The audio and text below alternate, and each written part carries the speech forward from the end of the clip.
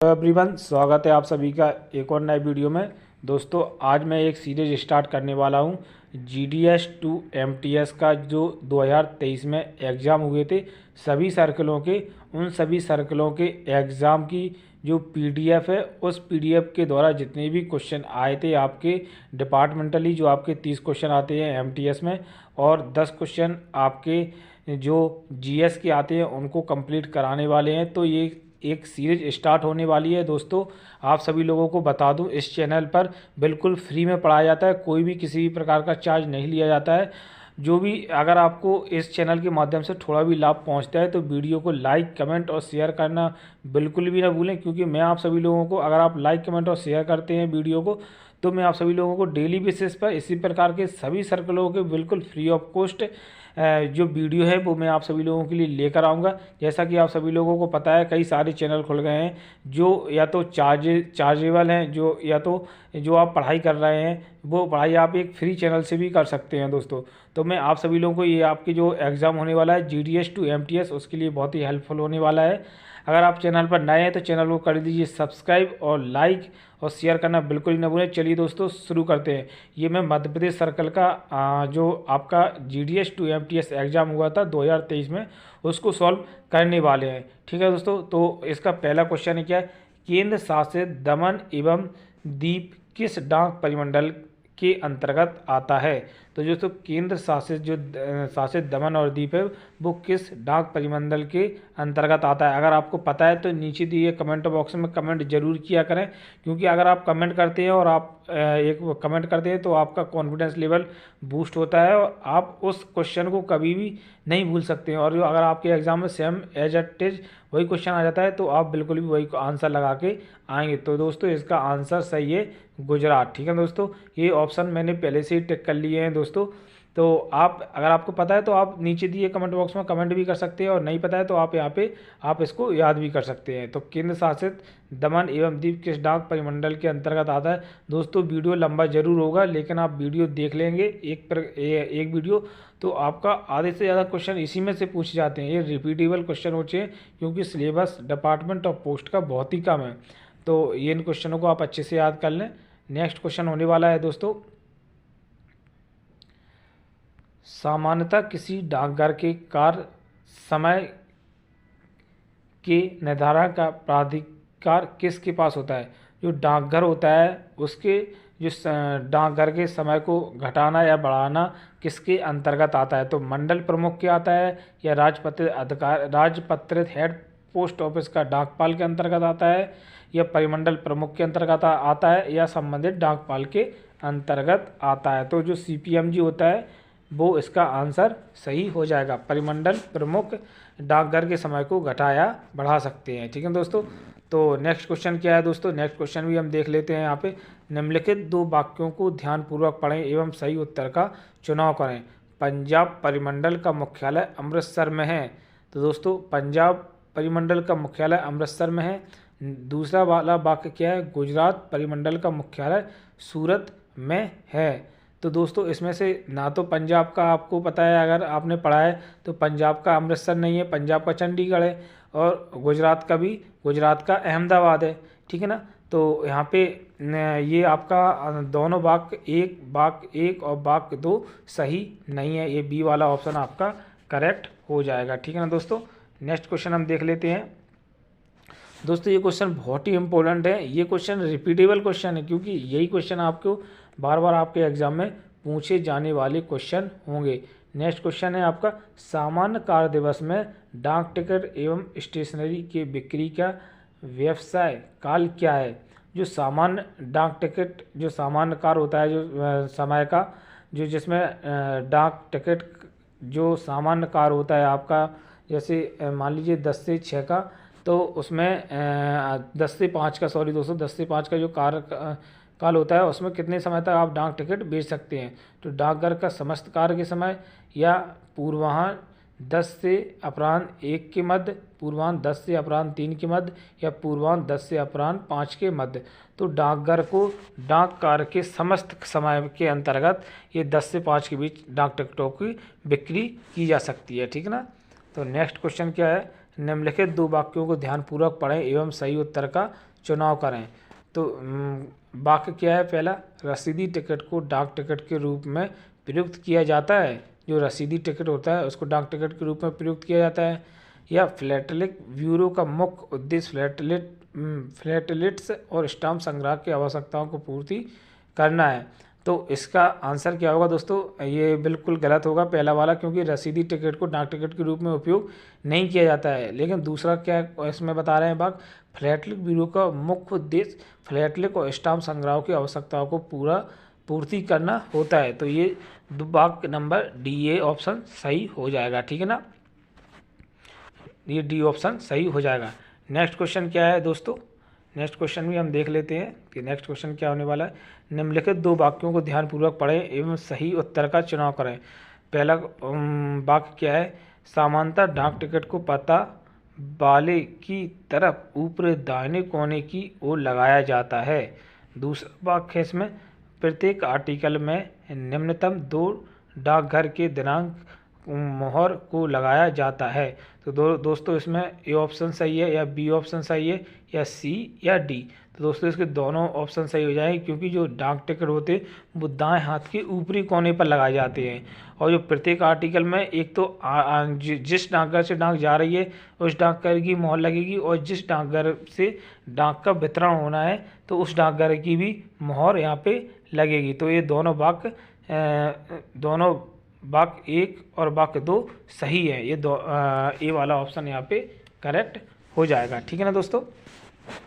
अगर दोस्तों आपको समझ में आ रहा है दोस्तों, प्लीज़ वीडियो को ज़रूर लाइक कर दें, क्योंकि वीडियो बनाने में बहुत ही मेहनत लगती है दोस्तों। मैं आप सभी लोगों को फिर से एक बार बता रहा हूँ दोस्तों, प्लीज़ वीडियो को ज़रूर लाइक करें, क्योंकि वीडियो बनाने में दोस्तों बहुत मेहनत लगती है।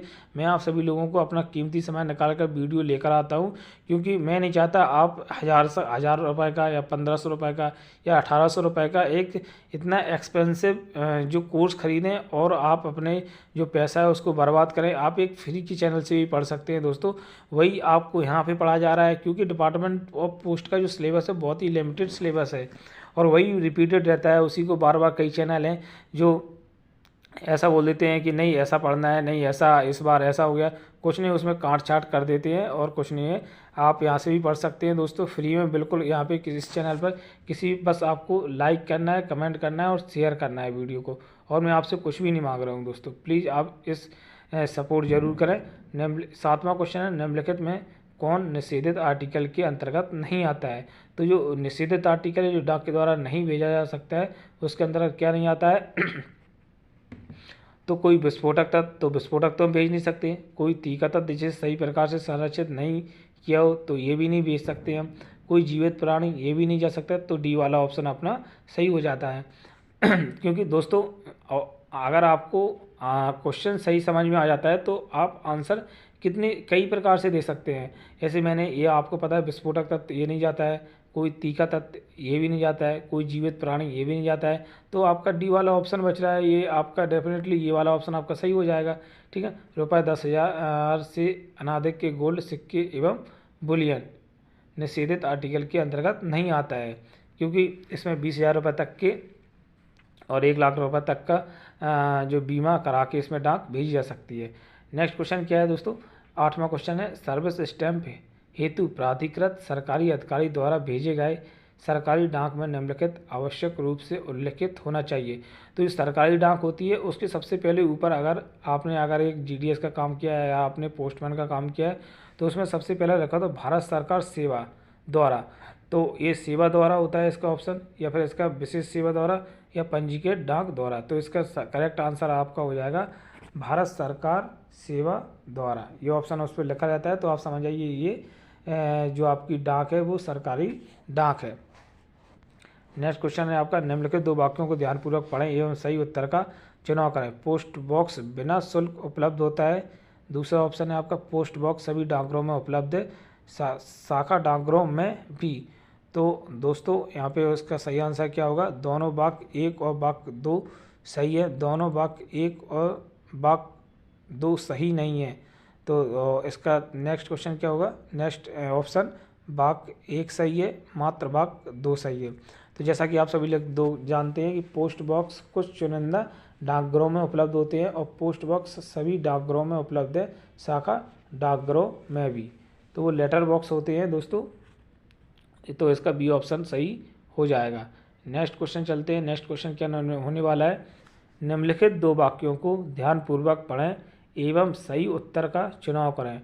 डाक का वितरण असीमित पता पर भी किया जा सकता है। दूसरा वाक्य क्या कह रहा है, ये पिन कोड डाक के प्रभावी वितरण में सहायता करता है।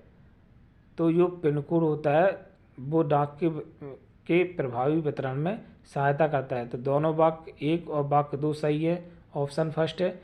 ऑप्शन बी क्या है, दोनों वाक्य 1 और वाक्य 2 सही नहीं है। ऑप्शन सी है, मात्र वाक्य 1 सही है। तो इसका करेक्ट आंसर दोस्तों 2 हो जाएगा, क्योंकि पोस्टल इंडेक्स नंबर जो पिन होता है, पिन के द्वारा ही आपकी डाक बढ़ती है। कि पिन से ये इंगित करता है कि ये डाक इस क्षेत्र की है और इस पोस्ट ऑफिस से ये डाक बटने वाली है। तो पिन कोड को डाक के प्रभावी वितरण में सहायता करता है। नेक्स्ट क्वेश्चन दोस्तों हो जाएगा, पंजीकृत किसी आर्टिकल को सुरक्षा, दृश्यता एवं विशेष प्रसंस्करण प्रदान करता है, निम्नलिखित किस संदर्भ में पंजीकरण आवश्यक नहीं है। तो क्या जो पंजीकरण होता है वो किस संबंध में आवश्यक नहीं है दोस्तों, ये बहुत ही इंपॉर्टेंट क्वेश्चन है, वेरी इंपॉर्टेंट। ये बहुत ही इंपॉर्टेंट क्वेश्चन है, इसको आप ज़रूर देख के, ये क्वेश्चन कई बार आ चुका है, ठीक है ना। तो ये कोई बीमाकृत डाक में, कोई वैल्यूपेबल डाक में, कोई ब्रांड लिटरेचर पैकेट में, या कोई पार्सल जिसका भार 4 किलोग्राम से अधिक हो, तो ये कोई ब्रांड लिटरेचर पैकेट इसका करेक्ट आंसर हो जाएगा। नेक्स्ट क्वेश्चन है दोस्तों, 12वां क्वेश्चन है ये, ई कॉमर्स के क्रॉस बॉर्डर ट्रांसैक्शंस की आवश्यकताओं के मद्देनज़र इंटरनेशनल ट्रैक्ट पैकेट को डिजाइन किया गया है। इस उत्पाद हेतु अधिकतम भार क्या है। तो ई कॉमर्स के लिए अधिकतम भार क्या होना चाहिए दोस्तों, ये ऑप्शन है 5 किलोग्राम तक के पैकेट, 4 किलोग्राम तक के पैकेट, 3 किलोग्राम तक के पैकेट और 2 किलोग्राम तक के पैकेट। तो इसका डी ऑप्शन आपका बिल्कुल करेक्ट हो जाएगा। दोस्तों अगर आपको आंसर पता है तो नीचे दिए कमेंट बॉक्स में भी कमेंट करके आप हमें बता सकते हैं। निम्न 13वां क्वेश्चन क्या है दोस्तों, वित्तीय वर्ष 2023-24 के प्रथम तिमाही में महिला सम्मान सेविंग सर्टिफिकेट में ब्याज की दर क्या है। तो दोस्तों ये बहुत ही इम्पोर्टेंट क्वेश्चन है। ये आप जो भी जितनी भी आपकी स्कीम है उन सभी स्कीम के ब्याज की दर आपको पता होना चाहिए, क्योंकि अगर आपको ब्याज की स्कीम की दर पता है, एक ना एक स्कीम आपकी चाहे टीडी हो, एनएससी हो, केवीपी हो, एमआईएस हो, या आपकी एनएससी हो या केवीपी हो, किसी न किसी एक का इसमें जो इंटरेस्ट रेट है वो आपका जो एग्ज़ाम होता है उसमें पूछ लिया जाता है। तो पहला ऑप्शन है 7.5, दूसरा ऑप्शन है आपका 7.6, तीसरा ऑप्शन आपका है 7.7 और चौथा ऑप्शन है 7.8। तो दोस्तों इसका करेक्ट आंसर हो जाएगा 7.5 आपका करेक्ट आंसर हो जाएगा।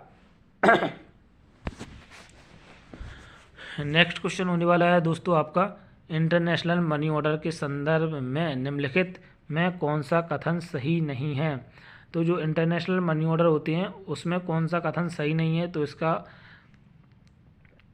वाक्य वो हम देख लेते हैं। ए ऑप्शन क्या है इसका, केवल भारत की ओर आंतरिक व्यक्तिगत रेमिटेंस मान्य है।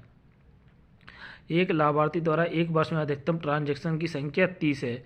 लाभार्थी को रुपये 50,000 तक कैश में भुगतान किया जा सकता है। एक समय में अधिकतम 50,000 अमेरिकी डॉलर का ट्रांजैक्शन सेक्शन किया जा सकता है। तो दोस्तों इसका डी वाला ऑप्शन आपका सही हो जाएगा। नेक्स्ट क्वेश्चन क्या है दोस्तों, मास स्टैम्प की अवधारणा को भारत में कब लाया गया था। तो दोस्तों इन डेटों को आप ज़रूर याद कर लें। ये जो आपका मास स्टैम्प है या फ्लैटली है या आपका ये आरपीएलआई कब चालू किया गया था, पीएलआई कब चालू किया गया था, इन डेटों को आप याद कर लें, ये डेटें ज़रूर पूछी जाती हैं।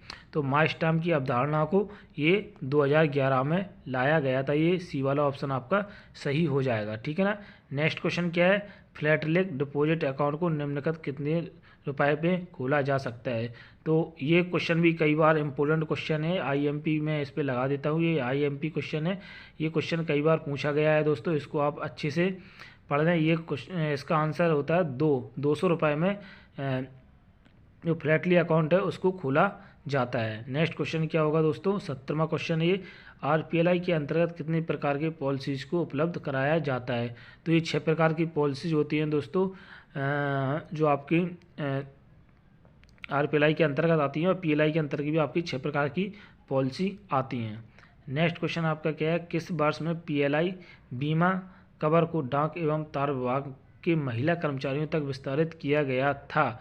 ये बहुत ही इंपॉर्टेंट क्वेश्चन पूछ लिया गया है, क्योंकि सबसे पहले जब ये बीमा पीएलआई चालू की गई थी जो 1884 में, तो उसमें सबसे प्रथम जो पीएलआई के पोस्ट ऑफिस के कर्मचारी थे उन्हीं तक के लिए ये सीमित थी। उसके बाद ये 1894 में इसको और ज़्यादा फैलाने के लिए और ज़्यादा विकसित करने के लिए ये 1894 महिला कर्मचारियों के लिए भी प्रस्तावित किया गया था। ये भी इम्पोर्टेंट क्वेश्चन है।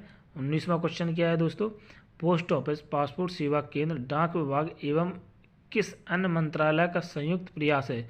जो पोस्ट ऑफिस में जो पासपोर्ट्स बनाए जाते हैं वो किस केंद्र, डाक विभाग एवं किस मंत्रालय का संयुक्त प्रयास है, वो किस विभाग का संयुक्त प्रयास है। तो गृह मंत्रालय का, वित्त मंत्रालय का, या विदेश मंत्रालय का, या फिर रक्षा मंत्रालय का। दोस्तों इसका सही ऑप्शन हो जाएगा आपका विदेश मंत्रालय, क्योंकि आप सभी जानते हैं आपको जब पासपोर्ट होता है उससे आपको विदेश जाना होता है, फॉरेन कंट्री, ठीक है ना। तो नेक्स्ट क्वेश्चन क्या है, डाक तैयारी से लेकर डाक वितरण तक का समग्र डाक समाधान किसके अंतर्गत आता है। जो आपका डाक तैयारी से लेकर डाक वितरण का समाधान किस जो पोस्ट है उसके अंतर्गत आता है, तो बिजनेस पोस्ट के अंतर्गत ये आता है। नेक्स्ट क्वेश्चन दोस्तों क्या हो जाएगा इसका, 5 वर्षीय टाइम डिपॉजिट के संदर्भ में निम्नलिखित में से कौन सा वाक्य सही नहीं है। जो 5 वर्ष के लिए आप टीडी करते हैं टाइम डिपॉजिट, जिसको हम आमतौर में बोलचाल की भाषा में फिक्स बोलते हैं, तो उसमें कौन सा वाक्य सही नहीं है। वित्तीय वर्ष 2023-24 के प्रथम तिमाही में ब्याज की दर 7.5 प्रति वर्ष है, ठीक है ना। और नेक्स्ट बी है आपका, इनकम टैक्स एक्ट 1961 के सेक्शन 80 के अंतर्गत लाभ हेतु मान्य है। तो खाते को कैश या चेक के माध्यम से खोला जा सकता है। 6 माह समाप्ति से पूर्व मैच्योर एनकॉसमेंट स्वीकृत है। तो ये वाला ऑप्शन आपका गलत हो जाएगा दोस्तों, ये डी वाला ऑप्शन ये गलत हो जाएगा, क्योंकि ये वाक्य सही नहीं है। इनमें से ये आपका 2023-24 के लिए इसकी जो वित्तीय दर है वो 7.5 मानी गई है, और इनके इनकम टैक्स में भी छूट मिलती है, ठीक है ना। इनकम टैक्स में भी छूट मिलती है, और खाते को कैश या चेक के द्वारा भी खोला जा सकता है। तो इसका जो आंसर होगा 6 माह समाप्ति से पूर्व मैच्योर की स्वीकृति नहीं है।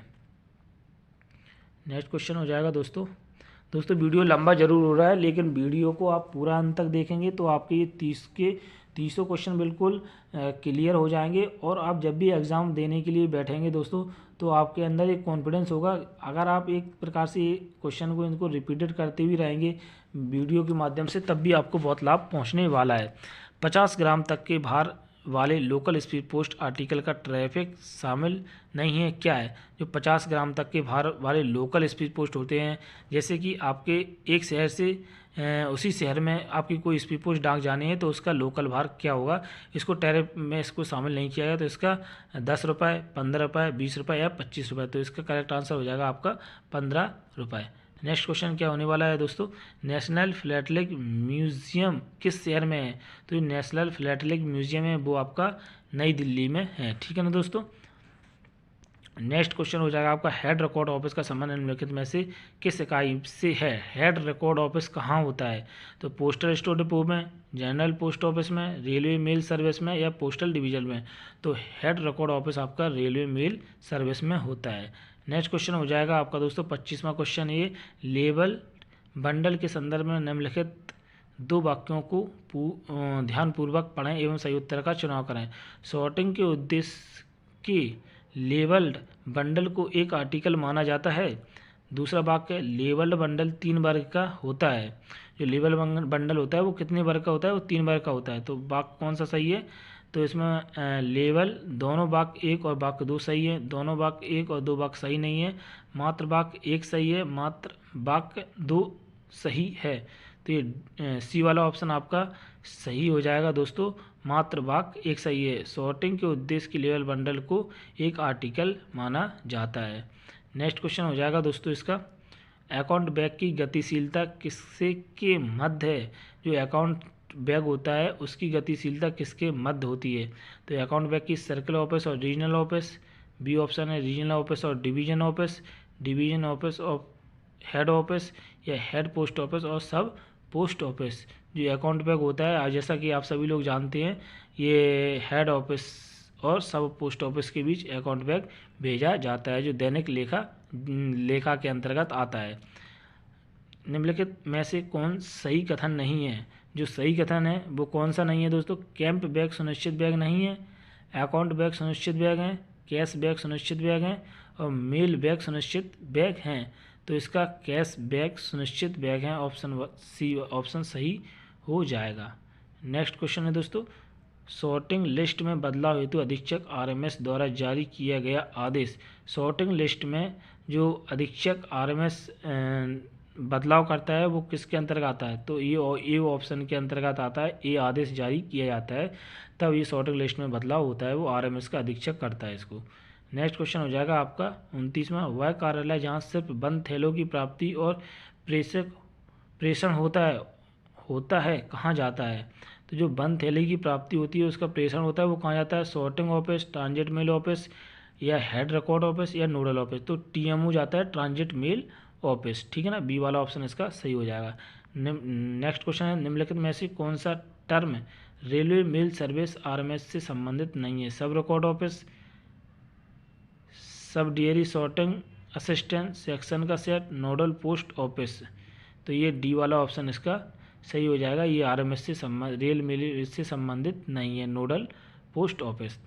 तो दोस्तों इसके बाद हम देखते हैं जो आपके मैंने 30 के 30 क्वेश्चन आपके करा दिए हैं। अगर आपको फिर भी कोई डाउट है नीचे दिए कमेंट बॉक्स में कमेंट जरूर करें, क्योंकि मैंने कमेंट इसीलिए खोल रखा है। अगर आपको ये समझ में नहीं आ रहा है, अगर आपको चाहिए कि थ्योरी बेस पे मैं आप सभी लोगों को पढ़ाऊँ, तो थ्योरी बेस पे भी मैं आप सभी लोगों को पढ़ा दूंगा।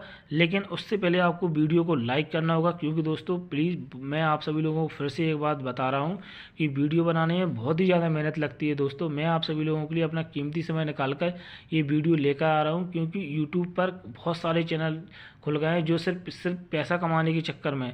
पैसा इतना इम्पोर्टेंट नहीं है, सबसे इम्पोर्टेंट है आपका सिलेक्शन होना दोस्तों। मेरा सिर्फ एक ही उद्देश्य है, अगर आप सिलेक्शन हो जाता है तो मेरे इस वीडियो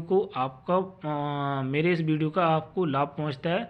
तो आप कमेंट कर सकते हैं और मुझसे आप मिल भी सकते हैं, और एक अपने मन में एक सेल्फ कॉन्फिडेंस भी हो जाएगा कि नहीं मैंने वहाँ से पढ़ा था, फ्री में पढ़ाया था और मेरा सिलेक्शन हो गया। तो नेक्स्ट क्वेश्चन है ये जीके क्वेश्चन।